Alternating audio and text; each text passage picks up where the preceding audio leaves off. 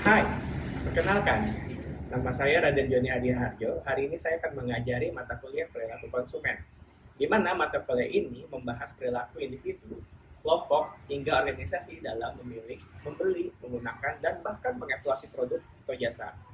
Kita akan melihat pengaruh berbagai faktor, mulai dari motivasi, persepsi, kepribadian, budaya, hingga media sosial terhadap keputusan konsumen. Nah, untuk tujuan pembelajaran lulusan ini, mahasiswa diharapkan satu, mampu mengaplikasikan teori manajemen, dua, menguasai konsep teoritis perilaku konsumen, dan mampu menganalisis pasar secara kritis dan sistematis. Nah, tujuan khusus dari mata kuliah ini adalah satu, memahami konsep dasar perilaku konsumen, menganalisa proses pengambilan keputusan konsumen, mengevaluasi dampak sosial, budaya, dan teknologi, serta mampu mengaplikasikan teori motivasi, persepsi, segmentasi, dan sikap dalam strategi pemasaran. Mata kuliah ini berlangsung selama 14 kali pertemuan dengan topik-topik seperti segmentasi pasar, persepsi konsumen, pengaruh kelompok, preferensi, hingga adaptasi inovasi. Nah, untuk proses pembelajaran di sini kita akan menggunakan selain membaca buku secara teoretikal, kita juga akan melakukan project, di mana mahasiswa akan melakukan study case, mempelajari study case dan juga akan mempelajari project-project bagaimana mengimplikasikan teori-teori tersebut dalam marketing strategik. Di mana dalam penilaiannya untuk UTS itu akan diambil nilai 50%, sedangkan untuk UAS akan diambil 50%, sehingga totalnya akan menjadi 100%. Oke, siap belajar? Yuk, mari kita belajar perilaku konsumen. Sampai jumpa di mata kuliah tersebut. Dah. Hai, pernah nggak kalian terpikir kalau misalnya kita di suatu kota yang baru atau di tempat yang baru, itu kalau cari makan selalu mencari tempat makan yang ramai? Atau enggak, lebih spesifik lagi kalau tempat ramai tersebut itu adalah banyaknya yang beli kaum Cindo. Nah, kok unik ya? Kenapa kita selalu memilih tempat yang ramai untuk cari tempat makan? Nah, mari kita bahas hal itu melalui pendekatan dengan bisnis, yaitu customer behavior. Perilaku konsumen atau consumer behavior adalah proses bagaimana kita membuat keputusan saat membeli atau menggunakan produk dan layanan. Sebagai contoh, saat kita lapar dan ingin makan di luar, banyak faktor yang mempengaruhi keputusan kita, mulai dari harga, jenis makanan, ulasan, hingga seberapa ramai tempat tersebut. Keputusan ini tidak hanya didasarkan pada kebutuhan praktis, tetapi juga dipengaruhi oleh beberapa faktor, seperti faktor psikologis, sosial, budaya, pribadi, dan ekonomi. Untuk itu, mari kita akan bahas faktor-faktor tersebut dan apa kegunaannya dari mempelajari perilaku konsumen. Yang pertama, faktor psikologis. Faktor psikologis meliputi motivasi, persepsi, pembelajaran, dan sikap. Keinginan kita untuk menghindari resiko atau mencari tempat makan yang enak sering membuat kita memilih restoran yang ramai. Konsep seperti selective perception berarti kita hanya fokus pada informasi yang mendukung harapan kita. Misalnya, kita mungkin lebih memperhatikan ulasan positif tentang sebuah restoran jika kita sudah lapar dan ingin makan enak. Selain itu, attitude formation atau pembentukan sikap terjadi ketika pengalaman positif di restoran tertentu memperkuat preferensi kita terhadap tempat makan tersebut. Yang kedua adalah faktor sosial. Pengaruh sosial datang dari keluarga, teman, dan reference group atau kelompok acuan yang ada di sekitar kita. Di Indonesia, kelompok-kelompok tersebut seperti komunitas Cindo atau ibu-ibu seringkali dianggap lebih selektif dan jeli dalam memilih tempat makan. Social influence atau pengaruh sosial dalam consumer behavior menunjukkan bahwa ketika orang-orang yang kita kenal atau kita kagumi merekomendasi sebuah restoran, kita akan lebih yakin untuk mencobanya. Yang ketiga, faktor budaya. Budaya sangat mempengaruhi consumer behavior. Nilai budaya di Indonesia seperti kebersamaan dan berbagi memainkan peran penting dalam bagaimana kita memilih tempat makan. Restoran yang ramai seringkali dianggap memiliki perceived quality yang tinggi, mencerminkan social norms, di mana tempat-tempat yang ramai dianggap memiliki makanan yang lebih baik dan layanan yang teruji.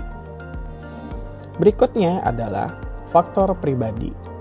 Faktor pribadi meliputi usia, pekerjaan, dan gaya hidup, atau preferensi individu. Misalnya, seorang eksekutif muda mungkin lebih menyukai restoran modern yang cepat, sementara konsumen yang lebih tradisional mungkin lebih memilih restoran Padang.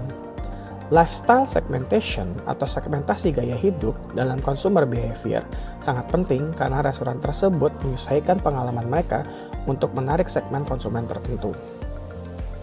Faktor ekonomi. Faktor ekonomi berkaitan dengan daya beli dan kondisi keuangan seseorang atau konsumen. Banyak konsumen di Indonesia mencari value for money, yaitu kombinasi kualitas makanan dan harga yang sesuai dengan anggaran mereka. Konsep seperti sensitivitas harga dan persepsi nilai sangat relevan dalam situasi ini. Restoran yang dapat menawarkan harga yang lebih terjangkau namun tetap menjaga kualitas cenderung lebih menarik konsumen yang lebih sensitif terhadap harga. Ada perbedaan antara customer dan consumer dalam perilaku konsumen. Customer adalah orang yang membeli produk, sementara consumer adalah orang yang menggunakan produk tersebut. Misalnya, orang tua yang membeli makanan untuk anak-anak mereka, kita sebut sebagai customer. Sementara anak-anak adalah consumer. Bisnis harus memahami perbedaan ini untuk menargetkan promosi mereka dengan tepat, baik kepada customer yang melakukan pembelian maupun consumer yang menikmati produk. Bisnis yang memahami consumer behavior atau perilaku konsumen dapat membuat strategi yang jauh lebih efektif. Restoran bisa memanfaatkan social proof dengan menampilkan popularitas mereka di sosial media atau melalui promosi. Branding yang kuat juga penting untuk menonjolkan keunikan restoran, baik itu kualitas makanan, suasana, atau pelayanan. Dengan positioning dan targeting yang tepat, restoran bisa menarik segmen konsumen tertentu, seperti anak muda yang lebih dipengaruhi oleh ulasan online, atau keluarga yang mencari pengalaman makan bersama dan nyaman yang terjangkau. Nah, dapat disimpulkan akhirnya, memahami perilaku konsumen membantu bisnis merancang strategi pemasaran yang jauh lebih efektif dan relevan bagi target pasarnya. Dengan memanfaatkan faktor psikologis, sosial, budaya, pribadi, dan ekonomi, restoran dapat menarik lebih banyak konsumen dan menjaga kepuasan pelanggan di tingkat yang lebih tinggi. Gimana? Nah, akhirnya kita dapat memahami nih kenapa orang Indonesia cenderung memilih tempat makan itu yang selalu yang ramai. Semoga video ini bermanfaat dan membantu kalian lebih paham soal topik menarik ini. Jangan lupa like dan subscribe untuk konten edukatif lainnya. Sampai jumpa di video selanjutnya. Oke, selamat siang. Assalamualaikum warahmatullahi wabarakatuh. Waalaikumsalam warahmatullahi wabarakatuh. Oke, sekarang kita akan ngebahas lanjutan yang kemarin ya. Kemarin kita ngebahas tentang marketing, sekarang kita masuk kepada yang lebih intinya lagi, itu adalah consumer behavior. Tapi itu lebih detail lagi adalah kepada pengambilan keputusan, prosesnya ya. Oke. Nah, dalam perilaku konsumen itu selalu ada banyak pertanyaan nih dalam marketing nih ya. Ini misalnya gini, pernah nggak kalian kalau ngelihat ada orang, kita nih ya kalau lagi jalan-jalan ya kemana mau makan, selalu lihat Google review. Gitu kan ya. Tapi setelah dilihat Google review kita ngambil apa lagi? Lihat tempatnya. Banyak yang makan nggak? Gitu. Kalau banyak, kita cenderung untuk milih tempat makan di situ. Atau nggak misalnya gini, kalau di Surabaya apalagi, kalau di Surabaya itu ada yang lebih unik lagi. Kalau yang makannya lebih banyak Cindonya atau Tionghoanya, kita lebih pasti makan ke sana. Ada yang bisa tahu nggak kira-kira kenapa ke sananya? Belum tahu. Oke. Atau enggak kita lagi bahas juga nih misalnya, kenapa kita lebih percaya makan di tempat yang ramai? Ada juga ini, ada yang rela beli McD edisi BTS. Antri, Army kemarin ya. Ada lagi yang misalnya, kenapa beli boneka mahal Labubu? Nah, itu semuanya dalam proses namanya consumer behavior atau perilaku konsumen. Makanya penting kita mempelajari namanya consumer behaviornya itu. Kenapa? Dari situ kita bisa mengetahui apa sih yang dijadikan keinginan atau kebutuhan atau dalam pikirannya seseorang dalam memutuskan suatu keputusan gitu loh. Contoh misalnya, kalau cari makan itu adalah suatu keputusan yang rasional, logis. Manusia butuh makan untuk bertahan hidup. Pertanyaannya makan apa? Makan yang seperti apa? Nah, kan kebutuhan manusia beda-beda. Ada yang hidup untuk makan, ada yang makan untuk hidup. Nah, itu sudah beda. Contoh misalnya masnya di sini. Oh, saya kalau makan nggak peduli Pak, yang penting harga murah, perut kenyang. Tapi beda dengan mbaknya, misalnya. Mbaknya apa? Oh, saya kalau cari makan tuh yang cari yang enak Pak. Terus tempatnya yang bagus untuk foto-foto, instagramable. Kayak gitu. Nah, itu sudah beda keputusannya. Yang satunya rasional, yang satunya lebih kepada rasional. Ya. Nah, kita bahas. Oke, nah ini adalah proses pengambilan keputusannya. Nah, kasabah decision making prosesnya seperti ini. Yang pertama-tama itu ada apa? Yang pertama itu adalah ini, recognition of need. Jadi kita harus tahu dulu apa yang dibutuhkan oleh konsumen. Nah, kalau kita sudah tahu apa yang dibutuhkan konsumen itu, kita bisa menerapin tuh. Kira-kira apa lagi? Orang kalau udah cari nih ya, kebutuhannya apa, dia akan cari namanya informasi, search. Oh, saya punya kebutuhan ini. Kira-kira untuk memenuhi kebutuhan ini apa? Saya ambil contoh kasus makan yang tadi ya. Kasus makan yang tadi ya. Pertama adalah, di sini kita lihat di sini. Oh, kita butuh apa? Makan. Atau lapar. Nah, ini kan masalah. Stres. Nah, recognition of need. Terus apa lagi? Oh, berarti apa lagi? Oh, bukan selain makan apa? Nah, ada lagi di sini. Apa lagi? Kapasitas daya beli. Nah, berapa? Nah, contoh misalnya kayak Masnya nih, keputusan rasional ya. Oh, saya makan karena saya lapar. Masalah. Berarti saya harus cari tempat makan. Terus apa lagi? Dia lihat lagi. Masalahnya kedua apa? Dana saya terbatas. Misalnya gini, kalau makan bagi saya itu maksimal adalah 20.000. Tidak lebih dari itu. Lebih dari itu adalah makanannya mahal. Seperti itu ya. Berarti apa? Recognition of need itu berarti kita nemuin sumber masalah. Kebutuhan atau sumber masalah. Bisa rasional, bisa irasional. Ya. Berikutnya apa? Setelah dia mengetahui nih, recognition of need-nya ngapain? Information search. Cari informasi. Apa itu? Misalnya, oh, karena ini adalah constraint-nya, kesininya adalah, proses berikutnya adalah apa? Cari informasi, makan di mana?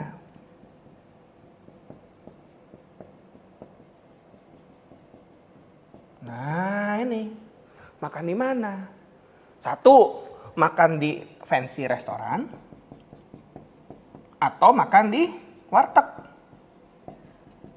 Nah, kira-kira yang mana nih masuknya nih? Kira-kira maksudnya masuk ke yang mana? Kalau misalnya kayak Masnya tadi, oh dia punya maksimal makannya 20.000, terus dia lapar, berarti apa? Nggak mungkin ke sini. Bukan solusi.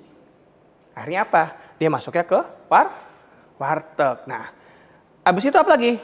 Kalau sudah masuk warteg, berarti yang murah-murah Pak, yang sekelas warteg. Pertanyaan berikutnya itu apa? Evaluasi of alternatif. Alternatifnya makan. Makannya di mana aja? Nah, ini macam-macam. Warteg 1, warteg 2, warteg 3. Yang mana? Nah, itu baru kita ngomong apa mungkin. Masnya lebih senang, oh saya senang warteg masakan Padang yang murah 10 ribuan. Alternatif 1. Oh saya mau makan misalnya di warteg makanan Jawa. Nah ini kan preferensinya nambah. Tapi sebetulnya tetap adalah dia pemenuhan rasa lapar. Daya belinya juga. Nah ke sana. Satunya lagi ini apa? Oh saya nggak butuh yang aneh-aneh Pak. Yang penting nasi bungkus.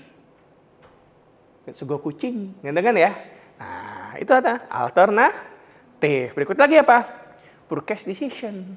Pada saat itu dia mulai mikir. Saya memutuskan untuk membeli. Niat dulu.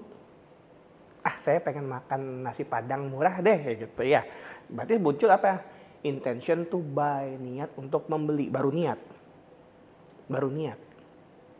Nah, satu berikutnya apa lagi?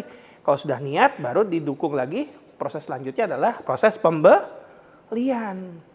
Apa lagi? Bukan purchase intention lagi, tapi purchase action. Langsung membeli. Nah, apakah keputusan pembelian konsumen itu berhenti sampai situ? Tidak. Keputusan konsumen itu lanjut dengan disebut dengan apa? Post purchase evaluation. Jadi pasca pembelian.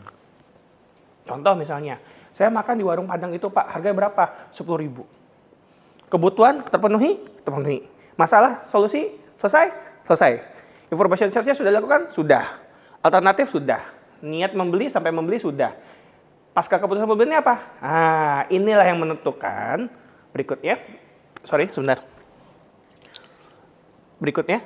Nah, ini. Berikutnya apa? Berikutnya adalah apakah kamu puas dengan memberi makan di situ? Ini adalah post purchase yang akan muncul nih ya. Apakah kamu puas atau tidak puas? Saya nggak puas nih. Berarti ada rasa sesal. Kalau puas ada rasa puas. Ya, berikutnya apa? Cognitive dissonance atau disonasi kognitif. Misalnya apa? Ternyata makan di situ kurang nyaman ya, atau mungkin strong. Nah, itu misalnya lebih kepada kognitifnya, perasaannya. Ya, kepada logikanya ya. Kalau perasaan itu lebih ke afektif ya. Terus apa lagi berikutnya? Ada yang namanya feedback ke produsen atau publik. Nah, ini salah satu bentuk tindakan. Apa itu? Dia memberikan rekomendasi kepada publik. Bikin sosial media, ternyata makan di sini enak. Atau masukin di Google Review, harga murah makan enak, gitu kan. Harga kaki 5 makan bintang 5. Itu adalah sini, feedback. Berikutnya apa? Word of mouth. Orang kalau puas atau tidak puas atau terjadi kognitif dissonansi, dia juga melakukan word of mouth. Apa itu? Merekomendasikan kepada orang lain. Baik yang dia kenal maupun orang yang dia tidak kenal. Ini suatu keuntungan nih. Kita punya sales gratis. Kalau misalnya masnya senang makan di Indomaret, misalnya kayak gitu ya, atau suatu warung gitu ya. Dia pasti apa?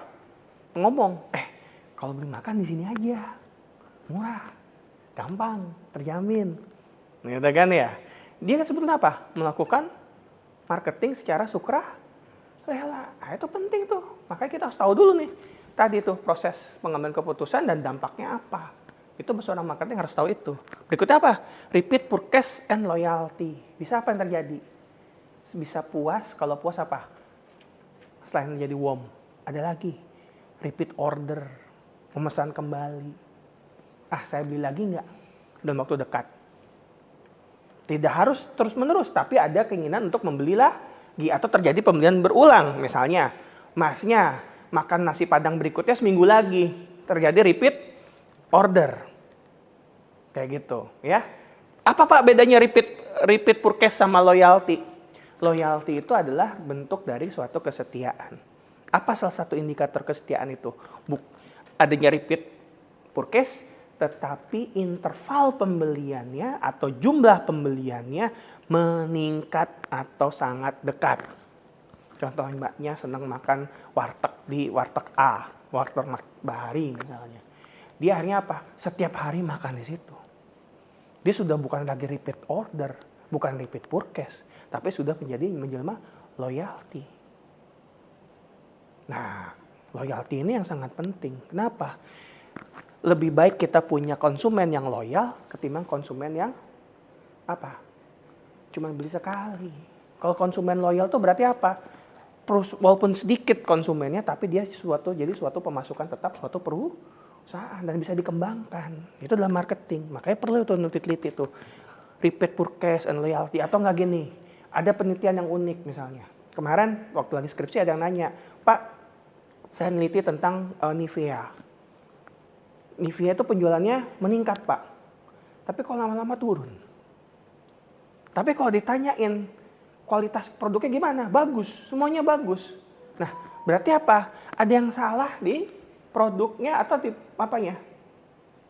Ada yang salah bukan di produknya, mungkin ada masalah di kebutuhan dari konsumen tersebut. Baik lagi ke atas. Gitu kan? Produk bagus belum tentu orang jadi loyal. Boleh jadi produknya bagus. Nah, untuk mencari kenapa turun, kita lihat ke sini, repeat purchase atau loyalty-nya. Atau bisa lagi ke sini, kepuasan atau ketidakpuasan. Oh enggak Pak, puas tapi nggak mau beli lagi. Ada nggak? Ada ya? Bagus Pak, barangnya puas, beli lagi? Enggak. Gitu kan ya? Berarti apa? Cognitive dissonansi. Apa yang dirasakan? Mungkin gini, Pak Nivea bagus Pak. Atau enggak SK2 Pak, bagus banget Pak. Mahal. 3 juta Pak, satunya Pak. Beli lagi nggak? Enggak Pak. Gitu kan ya. Atau enggak misalnya kamu coba rumah makan ya. Nggak ada tuh menu makanannya, daftar menunya. Biasanya indikator rumah makan mahal tuh apa? Ada menu makanannya, tidak ada harganya. Begitu kamu duduk ya, tiba-tiba tagihannya langsung 500.000. Makanannya enak? Enak. Tapi terjadi disonasi kognitif. Apa yang terjadi? Makan enak. Tagihannya banyak, digetok nih. Kan gitu kan ya? Balik nggak? Nggak balik. Ya nggak? Atau kamu datang ke warung, ini dah coffee shop. Nah, ini kan zaman-zamannya dulu ya, awal-awal booming coffee shop. Yang jadi pertanyaan itu apa? Espresso. Espresso berapa harganya? 25.000. Tapi cangkirnya gimana? Kecil. Nggak ada gula. Minum juga kalau orang Italia kalau minum langsung kayak gitu aja langsung pergi dia. Indonesia dikasih itu nggak bisa. Perilaku konsumennya kopi itu adalah sebagai pendamping orang ngobrol. Jadi nggak mungkin dikasih kopinya yang kecil. Berarti harus americano minimal atau kopi tubruk yang milinya 200 mililiter. Satu cangkir. Ya kan? Nah, dan harus manis. Orang Indonesia nggak bisa kalau nggak manis. Jadi espresso, nah espresso enak kopinya? Enak. Mahal? Mahal. Orang mau beli lagi? Enggak. Terjadi ini berarti. Seperti itu ya. Berikutnya lagi apa? Nah ini perlu dititik nih nanti ya. Terus apa ya? Switching brand behavior. Perpindahan merek. Kenapa terjadi perpindahan merek setelah orang itu membeli? Boleh jadi karena, oh ternyata saya lebih cocok menggunakan produk ini. Saya pindah. Atau enggak misalnya, oh saya tidak cocok pakai produk ini. Saya cari alternatif lagi yang baru. Ini kalau saya balikin kepada prosesnya ya. Lagi, yang ini. Berarti ya, kita lihat di sini. Kalau kita lihat tadi urutannya, post purchase evaluation ini ya. Kalau seseorang itu sudah beli sampai sini dia melakukan terjadi bias negatif. Bias negatif apa? Tidak ketemu solusinya, produknya bagus tapi ternyata bukan buat saya, atau produknya tidak cocok, dia akan kembali lagi ke sini. Nah ini perpindahan merek lagi. Dia kan evaluasi lagi. Misalnya mbaknya beli skincare, itu Azarin. Dia coba, saya pakai, kayaknya nggak cocok deh, masih terbintik-bintik deh, masih nggak lembut deh. Berarti apa? Solusinya belum tercapai. Dia balik lagi. Terjadi tadi ya, post-powernya balik lagi sini. Dia melakukan apa? Information search lagi. Apa ya kira-kira? Terus apa lagi? Evaluation alternatif. Apalagi alternatifnya kira-kira? Produk apa lagi? Kayak gitu ya. Tapi best untuk dari sini. Terus apa lagi? Sini. Balik lagi sini. Terus terjadi seperti itu. Dan ini disebut dengan customer learning. Jadi yang namanya konsumen melakukan pembelajaran terhadap dirinya sendiri dan produk yang dibutuhkan untuk solusinya. Itu. Nah, balik lagi. Ini yang menarik kalau dari marketing. Marketing itu bukan hanya ilmu yang menjual, tapi ilmu yang harus memadupadankan ilmu-ilmu yang lainnya. Contohnya apa? Perilaku konsumennya ya. Satu adalah psikologi dari individu tersebut. Yang kedua adalah ilmu psikologi dari apa yang namanya? Sosial. Namanya psikososial.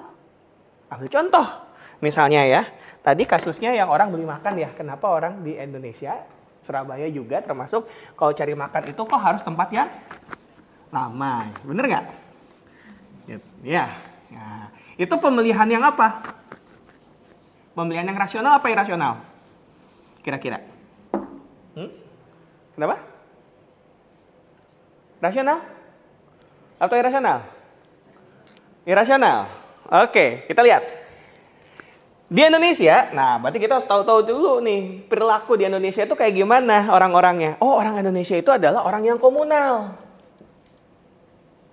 Komunal itu apa? Nggak bisa sendiri, bukan individual. Contohnya apa? Sering bersama, ngopi bareng. Gitu kan ya? Contohnya apa lagi? Kalau lagi ujian, kalau ada temen yang bagus sendiri nilainya, pasti dimusuhin. Bener nggak? Wah, ini nggak mau bantu gitu kan ya?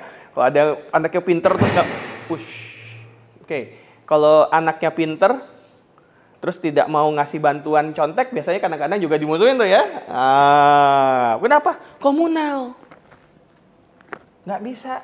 Jadi dia harus hidup bersama dengan orang lain. Makanya jangan heran kalau di desa atau di desa-desa itu, terutama di desa komunalnya lebih tinggi lagi. Makanya urusan tetangga ada urusan saya. Gitu kan, tetangga nggak hamil-hamil urusan saya juga berarti.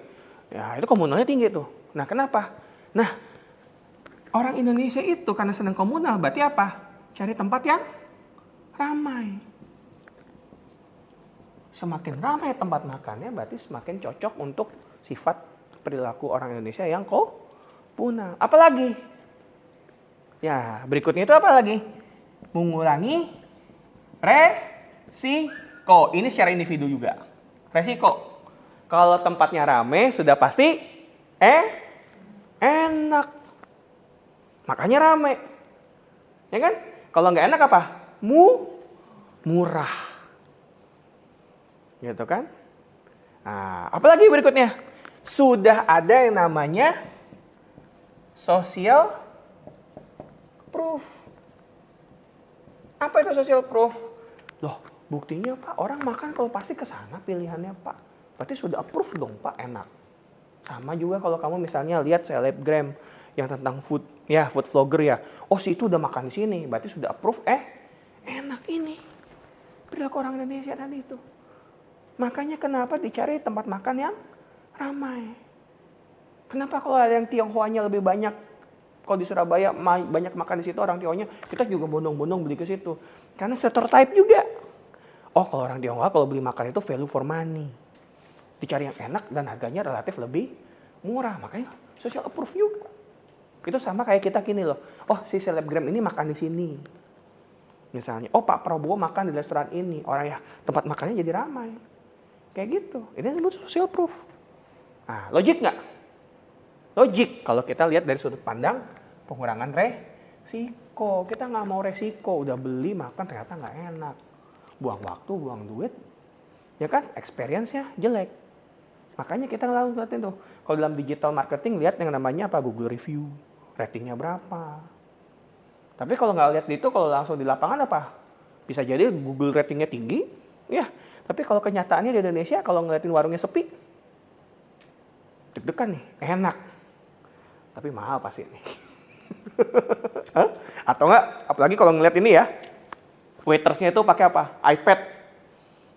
Ya, ada salah satu rumah makan Padang yang terkenal ya di Surabaya ya, cabang Jakarta ya, pakai iPad tuh ya. Sekali makan tuh bisa 100.000 tuh. Orang udah lihat pakai iPad, wah, itu namanya disebut dengan perceived quality. Ya, itu masuk kepada recognition of needs. Behaviornya gimana? Kayak gitu. Oke, lanjut. Berikutnya. Sekarang kalau kita sudah tahu secara sekilas, ya, ini gambarannya. Karena kalau di mata kuliah saya itu lebih banyak study case. Jadi ke depannya kita akan belajar study case. Ini untuk intronya dulu ya. Oke, Pak, untuk pengaplikasiannya bagaimana terhadap perilaku konsumen proses pengambilan keputusan ini? Itu kita ambil aplikasikan kepada namanya marketing strategik. Saya ambil contoh kasus ya. Ambil contoh kasus itu adalah misalnya gini, insight driven marketing, segmentasi target akurat misalnya apa? Insight driven marketing misalnya. Saya ambil contoh kasusnya adalah siapa? Orang Indonesia. Nah, kita lihat konteksnya dulu. Orang Indonesia itu senangnya apa? Senang makanan-makanan yang dari luar negeri. Contoh apa? Coba kamu lihat sekarang di banyak yang namanya mall-mall, masakan apa yang paling banyak? Masakan Indonesia? Bukan. Chinese food. Terus apa lagi? Yang kedua, yang paling banyak kedua, Japanese. Ya enggak? Terus sekarang lagi naik daun Korean. Nah, berarti orang Indonesia itu senang sama makanan-makanan yang dari luar negeri. Nah, kalau kamu bikin suatu makanan, nih ya, untuk bisa menjual makanan tersebut dengan harga yang lebih mahal, kita harus tahu dulu nih kebutuhan orang itu apa. Misalnya, oh masnya di sini, dia senang makanan-makanan dari luar negeri. Kenapa? Kayaknya lebih berkualitas deh Pak, lebih kekinian, gitu kan? Karena saya ingin terlihat sebagai orang yang modern. Nah, gitu ya. Artinya apa? Kamu bisa menjual es teh yang harganya 4.000 jadi 15.000 dengan cara apa? Kalau kita sudah tahu nih perilaku konsumennya kayak gitu, dan keputusan pembeliannya adalah dia berbasis adalah harus bersifat modern dengan keluar negerian, gitu ya, ke barat-baratan apa? Atau ke Jepang-Jepangan. Kita ubah tehnya, jadi apa? Iced tea, betul. Dengan ubah nama es teh jadi iced tea, harga udah naik dari 4.000, 5.000 naik jadi 15.000 per gelas. Apalagi? Mie diubah nama jadi ramen. Udah berubah. Simple tuh. Nah, itu makanya kita harus tahu tuh perilaku konsumen tuh. Sama proses pengambilan keputusannya kayak gimana. Nah, disebut dengan apa? Insight driven marketing.